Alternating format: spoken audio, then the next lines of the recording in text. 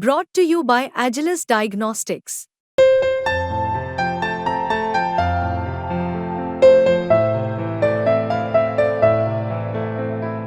Agilus Diagnostics. रूस Ukraine जंग की मार न सिर्फ रूस और यूक्रेन को झेलनी पड़ी, लेकिन भारतीय नागरिकों को भी झेलनी पड़ी है। ये बात किसी से छिपी नहीं है कि कैसे नौकरी के नाम पर रूसी सेना में जबरन भारतीयों को धकेल दिया गया। इसे लेकर भारत लंबे वक्त से काम कर रहा था और कई भारतीयों की सुरक्षित वापसी भी करा पाया। अब इन सब के बीच में रूसी सेना में भारतीय नागरिकों का क्या हाल हुआ, ये आप भी जानेंगे तो हैरान रह जाएंगे। रूसी सेना में समय काटकर वापस लौटे भारतीयों ने जो कुछ बताया वो किसी का भी दिमाग हिला कर रख देगा। टाइम्स ऑफ इंडिया की रिपोर्ट के मुताबिक 4 भारतीय नागरिक जिन्हें धोखे से एक निजी रूसी सैन्य बल में भर्ती कराया गया था, उन्होंने बताया कि उनका रूसी सेना में रहना कितना मुश्किल था। उन्होंने बताया कि उन्हें जबरन रूस यूक्रेन की जंग के लिए ट्रेनिंग दी गई थी। हालांकि वो सुरक्षित वापस भारत लौट आए हैं। लौटने वालों में तेलंगाना के मोहम्मद सुफियाना भी शामिल थे, जिन्होंने 7 महीने पहले ही एक वीडियो जारी कर मदद की गुहार लगाई थी। उनके साथ कर्नाटक के 3 बाकी भारतीय भी थे, जो सभी नौकरी के नाम पर घोटाले का शिकार हो गए।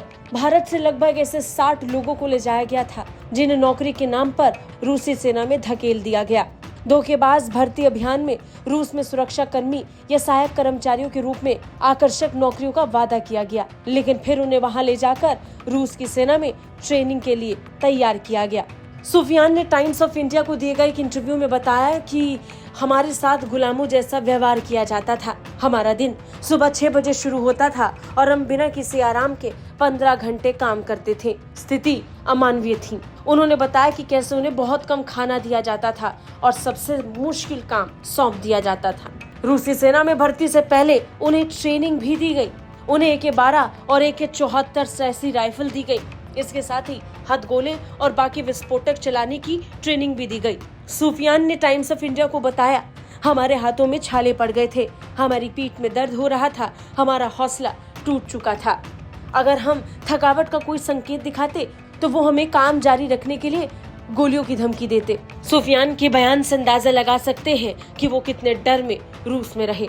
रूस में मौजूद भारतीयों ने जैसे ही भारत सरकार से संपर्क करने की कोशिश की या अपने परिवार वालों को वहां की स्थिति के बारे में बताया, तो भारतीय सेना तुरंत हरकत में आ गई। व्लादिमीर पुतिन समेत रूस की सरकार के साथ इसे लेकर बात हुई। वहीं रूस ने इस पर तुरंत कार्रवाई करते हुए भारतीयों की वापसी को लेकर आश्वासन दिया। अब तक कई भारतीय वापस लौट चुके हैं, हालांकि कई अब भी फंसे हैं। ब्यूरो रिपोर्ट, भारत तक।